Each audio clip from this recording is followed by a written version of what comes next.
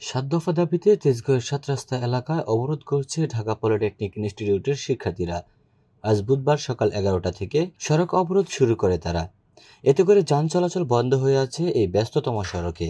দাবিগুলো হলো হাইকোর্টে বাতিল হওয়া ক্রাফট ইন্সট্রাক্টরদের পদোন্নতি ও নিয়োগ সম্পূর্ণ বাতিল করা, ডিপ্লোমা ইন ইঞ্জিনিয়ারিং কোর্সে বয়সসীমাহীন ভর্তির সুযোগ বন্ধ করে উন্নত মানের ৪ বছর মেয়াদী কারিকুলাম চালু করা, ধাপে ধাপে ইংরেজি মাধ্যমে একাডেমিক কার্যক্রম চালুর উদ্যোগ নেওয়া, ডিপ্লোমা প্রকৌশলীদের বাদ দিয়ে নিম্ন পদে নিয়োগ বন্ধে আইনগত ব্যবস্থা নেওয়া, কারিগরি শিক্ষা বহির্ভূত জনবলকে কারিগরি সেক্টরে গুরুত্বপূর্ণ পদে নিয়োগ নিষিদ্ধ করা এবং শূন্য পদে দক্ষ শিক্ষক ও ল্যাব সহকারী নিয়োগের বিজ্ঞপ্তি প্রকাশ করা।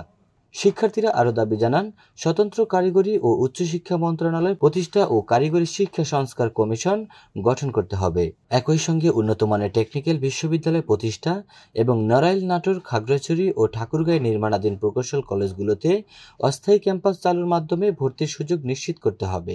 এর আগে গতকাল মঙ্গলবার দুপুরে ৭ রাস্তা মোড় এলাকায় বিক্ষোভ করে পলিটেকনিক শিক্ষার্থীরা। প্রায় আধ ঘন্টা অবস্থানের পর ক্যাম্পাসে ফিরে যায় শিক্ষার্থীরা।